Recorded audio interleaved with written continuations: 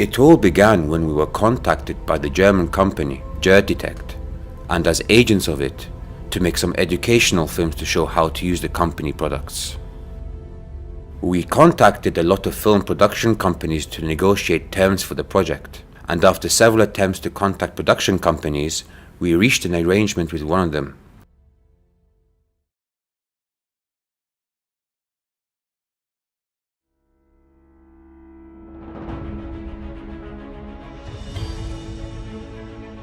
And picked filming days as well as the locations, which were chosen for a couple of reasons.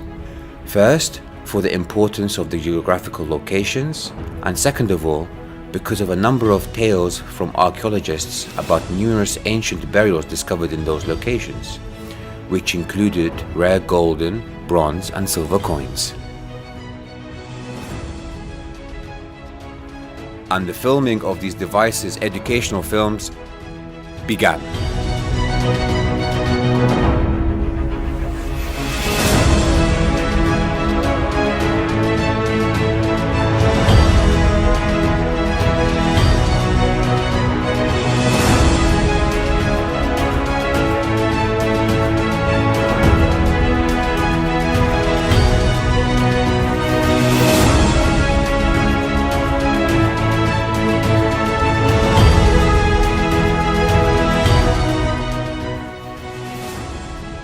And during filming of the scene about how a device works, it picked up some sort of a signal, which led to the objective of the shoot changing completely.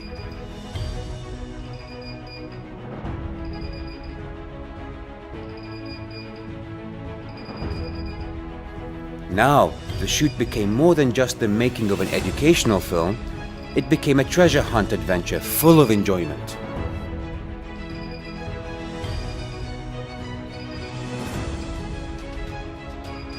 Of course, the archaeologists dealt with the signal with great professionalism to locate its source and direction.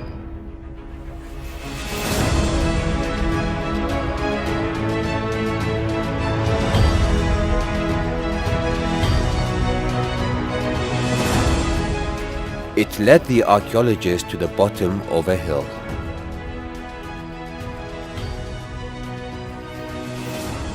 And because a river was blocking the archaeologist's path to the source of the signal, he stopped the search in that direction.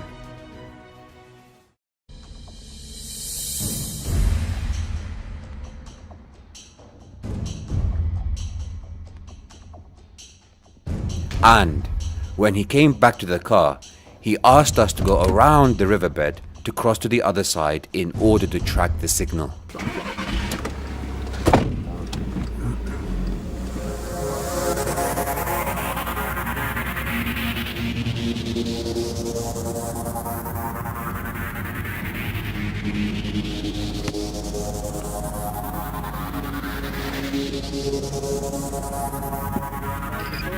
After we found the path that leads to the location and, whilst in the middle of our search, suddenly we lost the signal.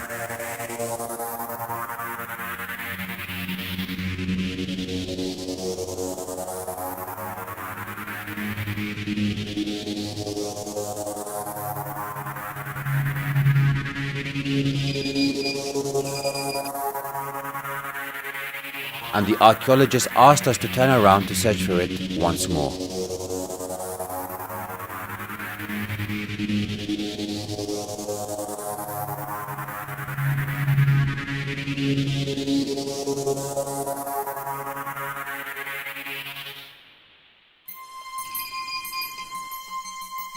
After regaining the signal and tracking it once again, it began to get stronger. Our search had led us to one of the farms.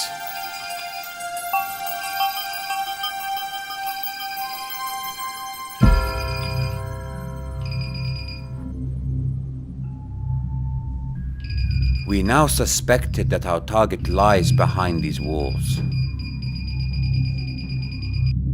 And as we expected, the device led us in that direction.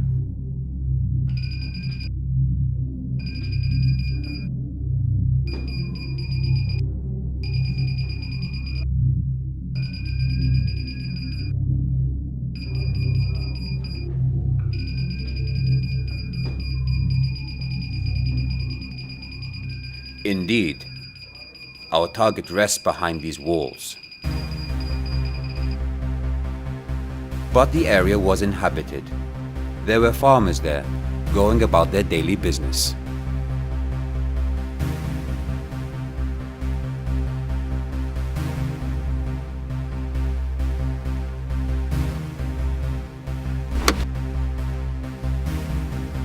We knocked on the farm doors and waited for an answer. At first, we hid the cameras until we got permission to film from the owners. One of the farmers inside came to the door, so we asked him to meet the owner of that place, and he went along to bring him to meet us.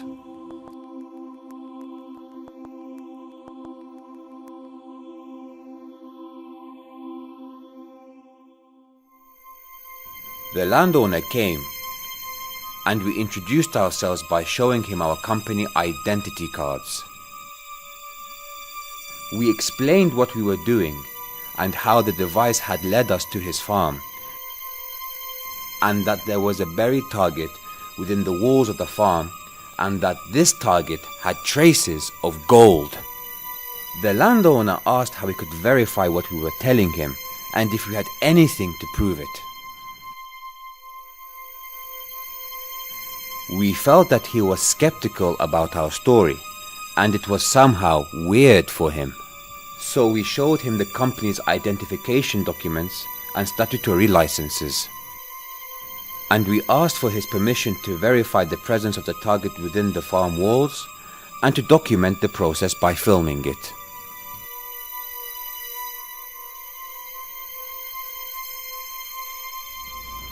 So he let us onto his farm.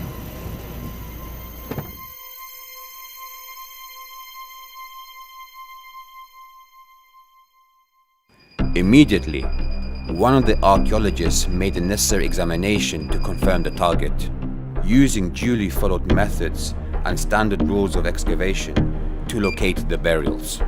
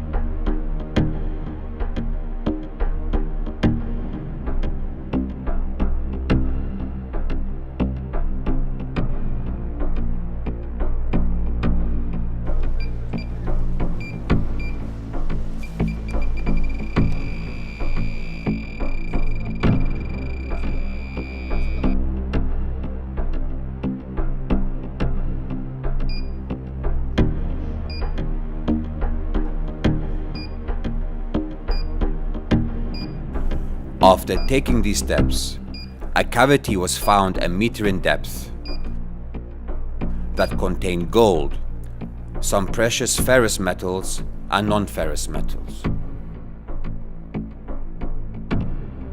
And then a deal was made between us and the landowner to tell the authorities and prepare all the necessary documents, contracts, and excavation and drilling permits to guarantee the rights of all parties.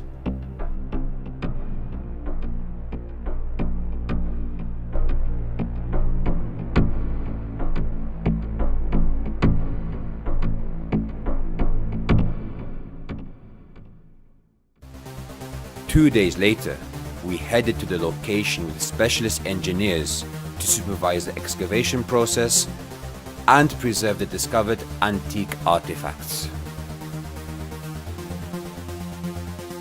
The engineers immediately began to study and analyze the photos to determine the perimeter and the start point of drilling.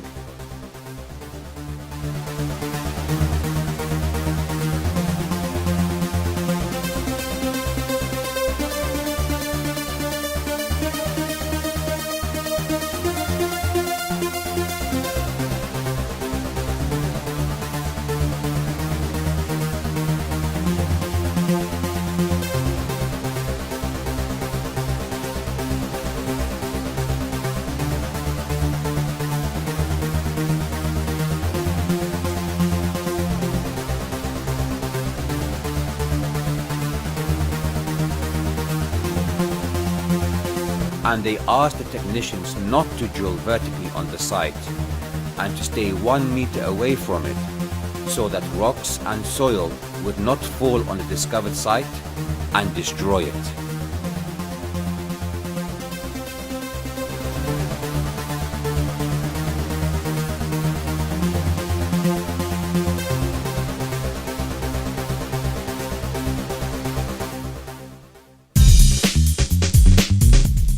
We started drilling, which took over 3.5 hours.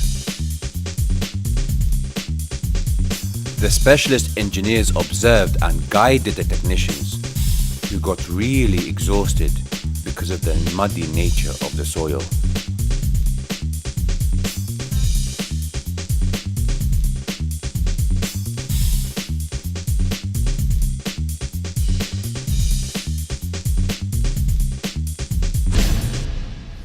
A rock mass appeared during the drilling, which caused it to be put on hold. And the experts examined the location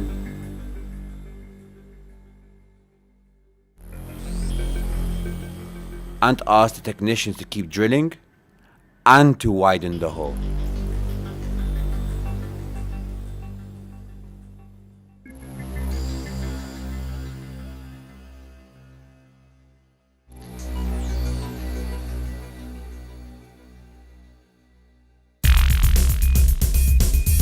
They took turns drilling, allowing their friends to rest during this very laborious process.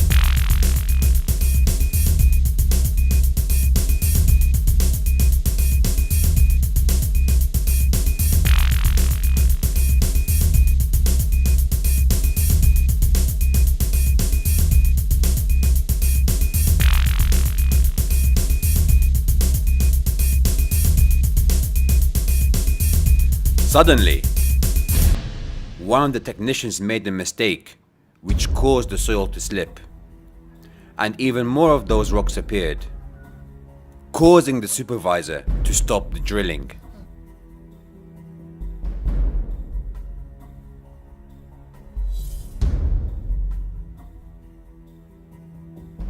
And then the excavator, with guidance from one of the engineers, widened the spot which led to the discovery of a space between those rocks.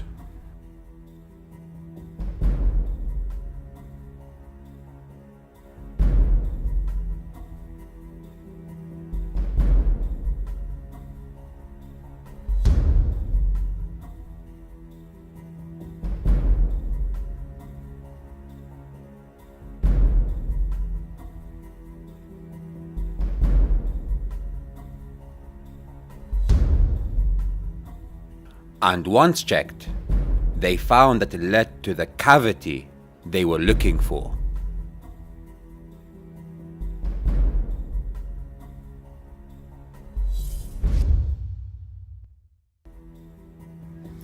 The engineers made sure of the safety of the procedure before removing those rocks, steady and slowly.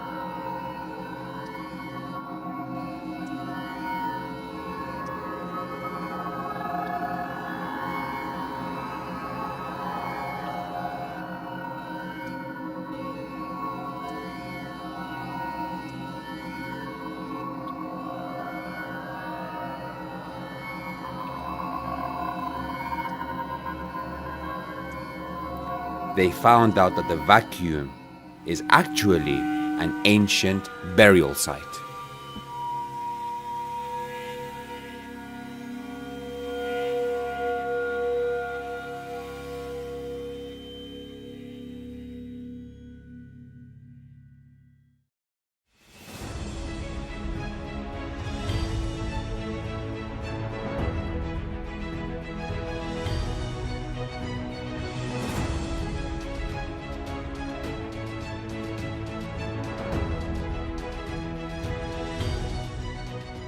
After visual examination, and according to the readings of the three-dimensional photos and the archaeologist's long experience, it was found that the burials were stacked in a single point in the grave.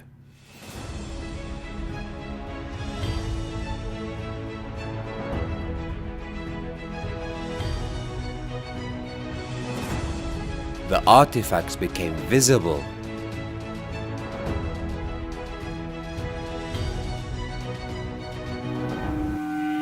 A couple of small jars and a pottery pot belonging to the Byzantine era.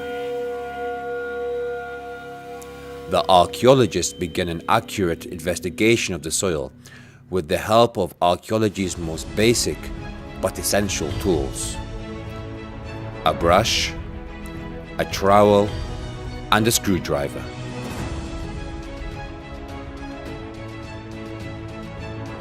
A group of garnet stones belonging to a necklace.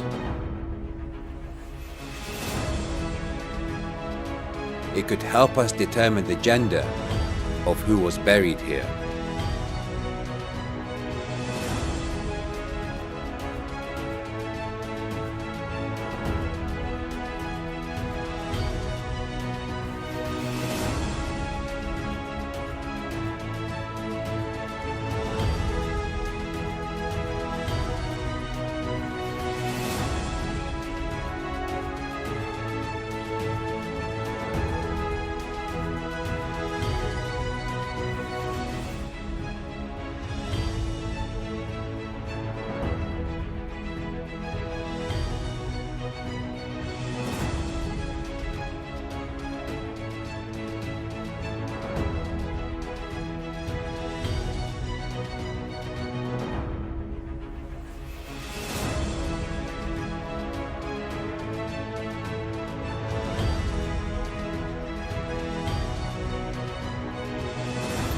And a small bronze statue symbolizing one of the gods worshipped at that time.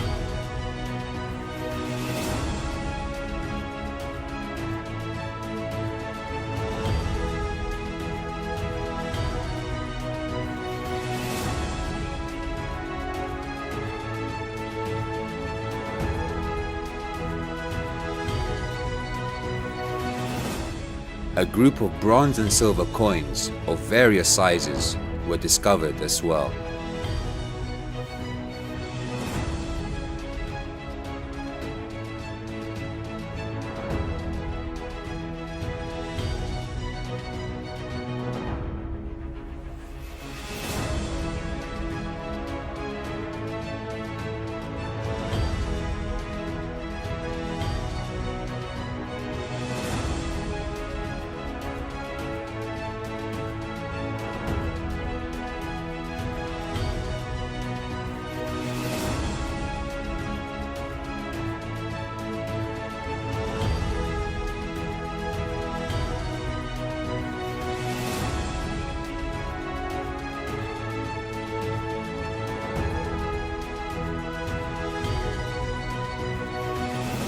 And a small, hazel, glass-like artifact.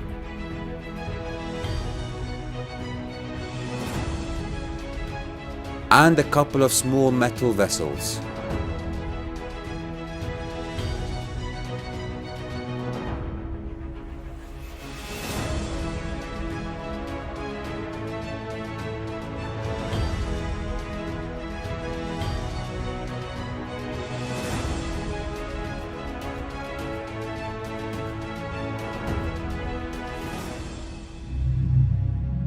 After previewing all that could be discovered with visual examination, the archaeologist was extremely confused. The three-dimensional topographical image clearly showed an amount of gold that should have been discovered visually, which meant that the gold must be buried deeper within the ground.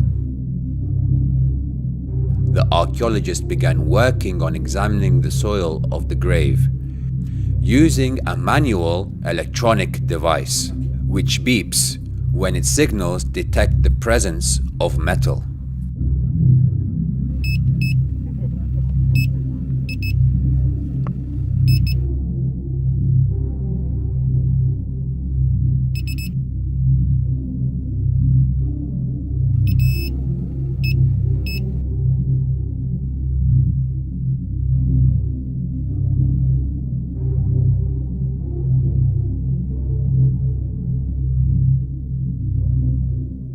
Suddenly, the device beeped when the archaeologist passed over an oddly shaped oval rock that was found inside the grave.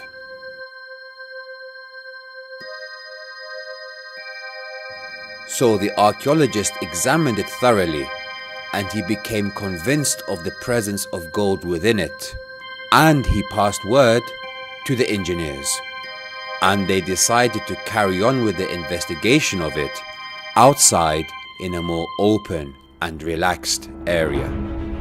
And they took outside all of the artifacts they had found, and they wrapped them up in cloths to preserve and protect them during transportation.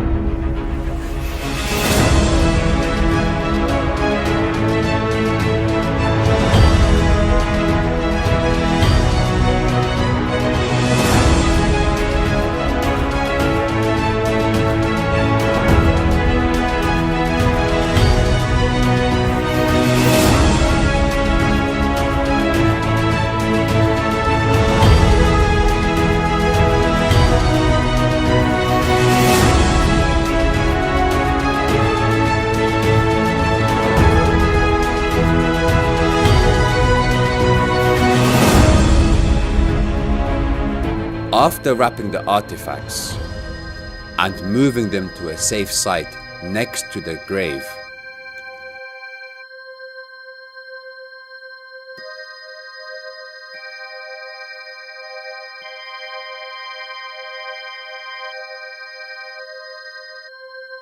the archaeologist began to dismantle the calcareous rock.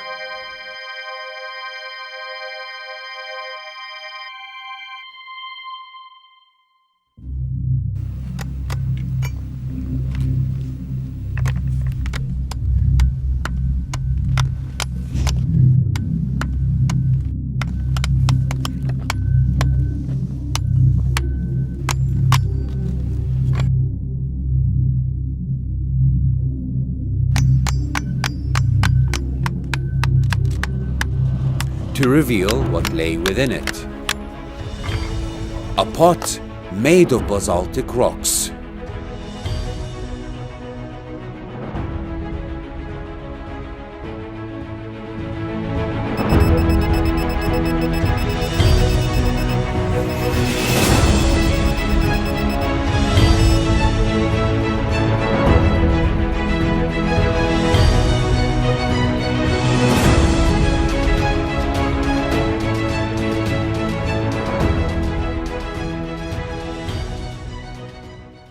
Inside it, he found rare gold coins, which have high historical value.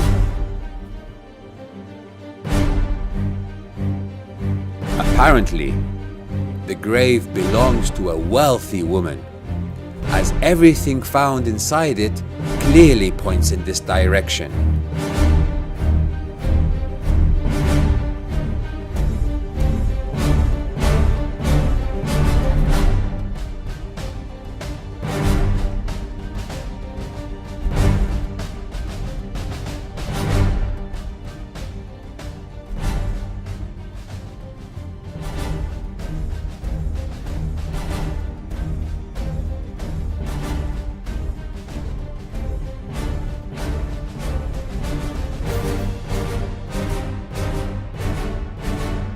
Everyone was overwhelmed with joy and surprise.